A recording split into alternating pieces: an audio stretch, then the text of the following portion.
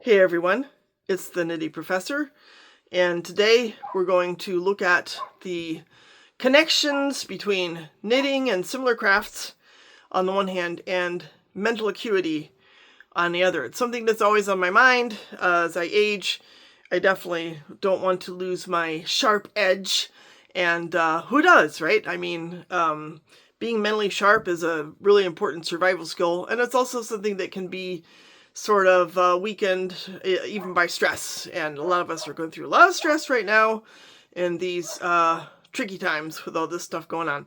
So let's dig in. I've got several points in front of me to sort of go into regarding this topic. And the first has to do with staying mentally engaged. Knitting, crochet, all those fiber crafts, spinning, which I love to do. They engage your brain actively. And some of the aspects that are a part of that are the requirement for sustained attention. So you have to sort of keep track of what you're doing. I have been known to nod off while I'm knitting, and it's usually not good. I can always tell if I'm unable because of fatigue, which is typical. I do a lot and sometimes struggle to sleep, but I can just sort of lose my way, so I can tell that even doing stockinette stitch, a sock like this, it requires attentiveness. I have to keep my mind focused. So that's a good thing. Keeping your brain engaged helps to keep it sharp. Pattern recognition is another aspect of this. For example, yesterday, as some of you saw, I posted that I had finished these socks. They're beautiful. Really like how they turned out. Love the soft yarn. I was thinking about wearing them today, but I wanted to put on the boots that I recently waxed, and I was like, I'll get oil all over them, so forget that. But in any case, pattern, I had to, to do the heel, this is the sweet tomato heel, I have to understand how the pattern works and make sure I do the right number of wedges, which I've been known to do extra ones, and recognize, am I on the front or the back of the sock while I'm working, and keep track of the decreases or increases, depending on how you look at it. So that also is keeping my brain engaged. There's a lot of counting in knitting. I cast on a sweater recently, had to count 160 stitches, and I've gotten pretty good at just doing that without any outside help. I just use my brain. I am able to count. In fact, I don't even question myself anymore. When I'm casting something on, I can count. I know how to do it. And I just, continue to do it. Maybe that's one of the reasons why I like casting stuff on so much, is because of the practice of counting. There's also a lot of problem solving in knitting, crochet, etc. When, every time I do an armpit on the sweater, I have to go back and re-look at I have to find the Kitchener Stitch video that I like, and then remember how to apply it. And there are a lot of different problems. I'm sure you can think of different problem-solving things that you've done lately with your knitting. So all of these exercise not one but multiple cognitive functions, and they do it simultaneously. So it's really healthy for keeping your brain sharp. Let's look at the whole idea of working memory. So there's working memory. There are different kinds of memories. Working memory is involved also with some of the things I was just talking about, like remembering the stitch patterns, or remembering, how many stitches are in a certain row, especially if you're doing increases or you're doing decreases, and you have to have like symmetry or follow a pattern, color sequences. For example, on here's another exhibit, this sweater here, my octopus sweater. So I really had to keep track of the counts with these complex color work patterns up here. And then when I got to the jellyfish, I had to worry about where to decrease. So it's a lot to keep in mind. And so your working memory is involved, is engaged. Like, have I reached the row yet where I need to decrease again? How many more rows do I have to go? Yesterday I was trying to finish the sock. I was like measuring. I was like, how many rows per ½ inch? I've got a ½ inch to go. Is it 4? Is it 5? Comparing it to the other sock. So all those things have to do in part with remembering where you're at, where you're going, and like sequences, the plans, how everything is supposed to end up, because it's rare that we get to like knit or stitch on something that's just completely thoughtless. Again, even when I'm doing like stockinette stitch, I still have to keep track. I could end up knitting onto like if I'm trying to do 15 stitches per needle, which I almost have a feeling now that I'm messing up, I have to remember to switch needles. And I just forgot because I'm trying to do two things at once, which is nothing new. Yeah, these enforce memory related skills. Now, another cool thing about knitting, which I really like, is that there is a dimension of lifelong learning, because most of us, even though we like to do things we're familiar with, we also like to try something new. You know, we like to change it up a little bit. And so then we're going to learn something new, or maybe you've decided, well, I've never tried making a t-shirt before. I think I need to try that. So I'm going to get out, got to find some patterns, learn a different technique. I've never done a raglan sweater. That would be a new technique. Maybe I want to try out a new kind of craft. Like I really want to try rug hooking. Lifelong learning, right? Or in my spinning, so I got a blending board. So now I want to learn how to make a fiber blend with different colors and get it so that it's spinnable, so that it's, you know, the right consistency, quality, woolen or versus worsted arrangement of the fibers, so that I can spin it well. Maybe I want to try a different kind of spinning, like I want to spin sock yarn. So then I have to learn exactly how to work the twists so that I have the strength of yarn that I want. All of this is, they're just further examples of lifelong learning. You could also learn the history behind the craft, and maybe you can learn ways of improving your craft, like figuring out how to make it more sustainable, or figuring out how to mend and repair, etc. All those dimensions, they contribute to neuroplasticity, which is the ability of the brain to make and strengthen neural connections. I got to count here real quick because like I say, I messed up 2, 4, 6, 8, 10, 12. Look at that, 15. I fixed it. I problem solve. What about the whole idea of executive functioning? So again, if we look at planning, that's one dimension of that, but also maybe organizing materials. So for example, I'm going back to this sweater. There was a lot of planning as I went along that went into this, because I had multiple objectives in mind. I wanted to use up as much anyhow as I could of my leftover sock yarn, but I wanted to do it in a way that was both colorful and also not just completely random. So I I sort of invented this whole kind of fade going up as I was moving along. And I had to like weigh and balance the different balls. I had to estimate things. For example, if I chose such and such a yarn, would I have enough left over to also do a similar type of color arrangement on the sleeves, so that it would be harmonious and it wouldn't just look, like nothing belonged together. I wanted it to be aesthetically appealing. That's all it has to do with executive function.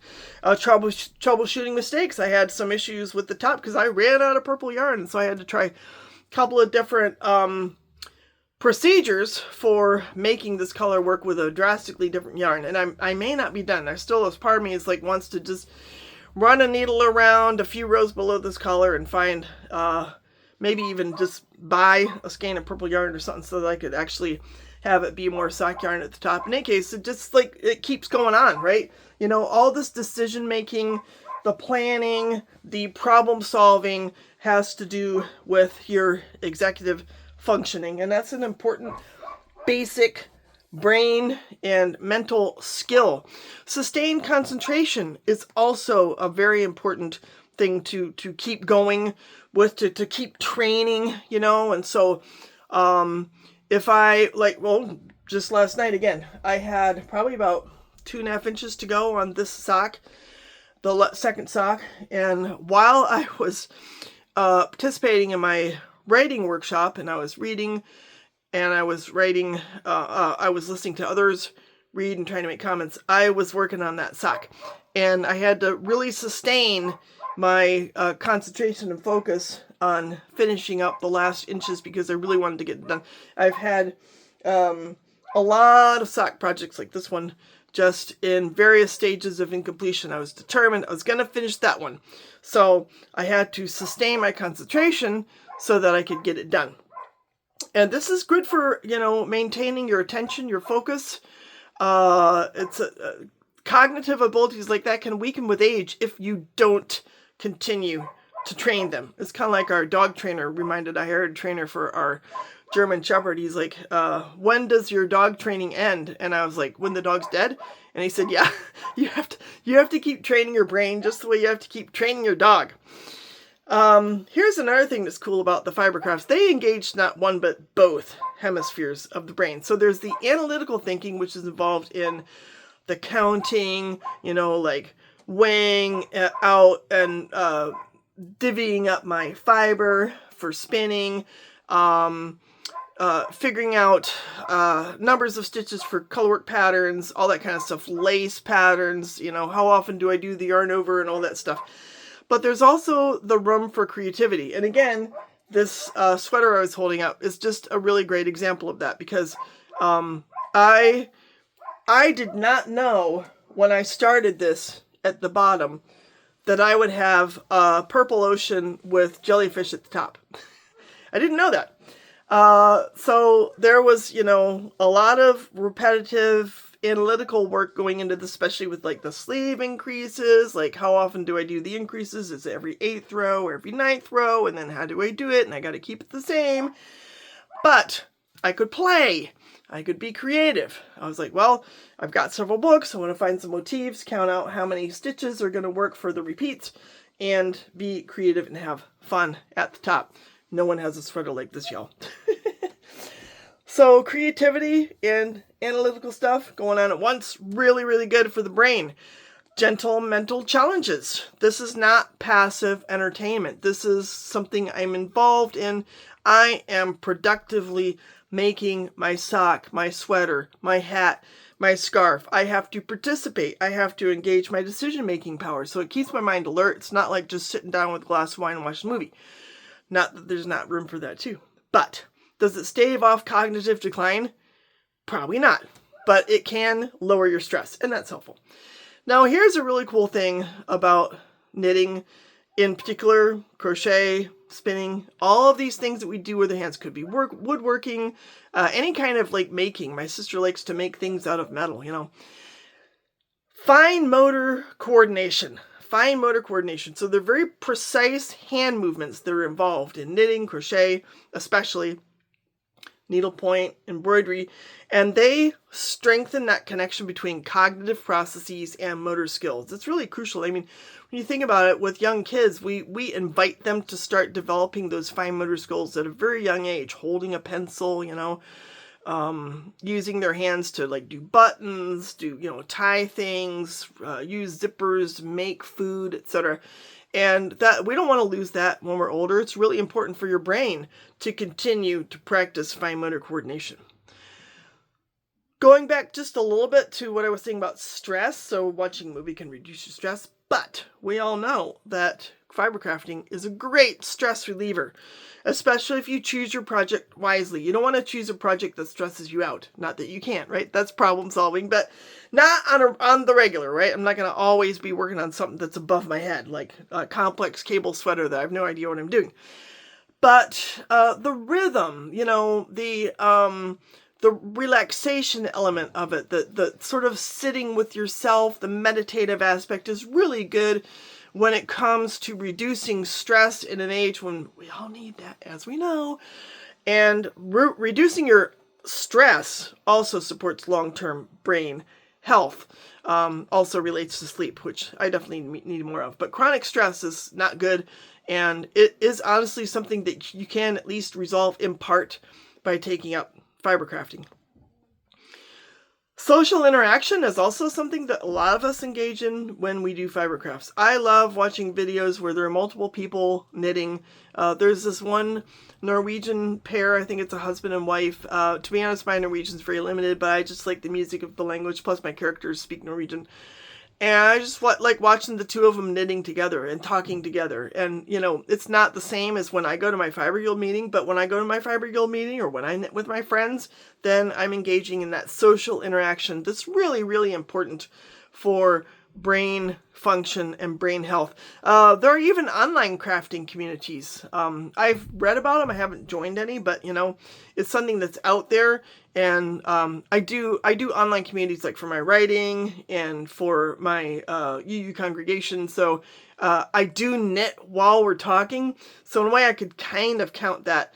That while I'm on Zoom, just like I was talking about with my writing workshop, I was knitting while I was engaged in that social activity. In fact, we're having a picnic next week, and guess what I'm going to bring? A sock to knit on. Another thing that's cool about fiber crafting is you might have the opportunity to pass along your craft, and that is good for like retrieval. I recently taught my daughter just the basics of spinning, and it was a great opportunity to kind of like go back a few steps to when I was learning it and break down the process into component parts and sort of guide her through those step by step. And worked out really well. Within half an hour, she was spinning, and she was ahead of me because it took me longer than that. But explaining techniques to other people can sort of reinforce your own knowledge. It also exercises communication and skills in organization. I remember trying to teach knitting to some students who were blind, and I had to organize, I had to like figure out what yarn to bring, what needles to bring, how am I going to present the information. Admittedly, I didn't get very far, but we really didn't have the greatest shot at learning it. But any kind of teaching of these crafts to other people, like your kids, your grandkids, your nephew and niece, your friends, your mom, it's really good for the brain. What's also good for the brain, and this is something I got to experience this week a couple of times, is that sense of accomplishment. When you work towards a goal that's meaningful, and arguably, finishing something that you're going to wear for years is meaningful. It's, it brings you something.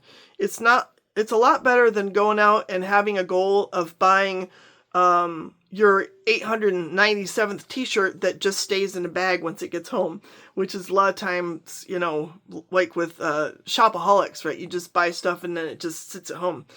When you make something, I mean, it could sit around, right? But the chances that it's going to do that are a lot lower, especially if you don't give it to someone who's not knitworthy.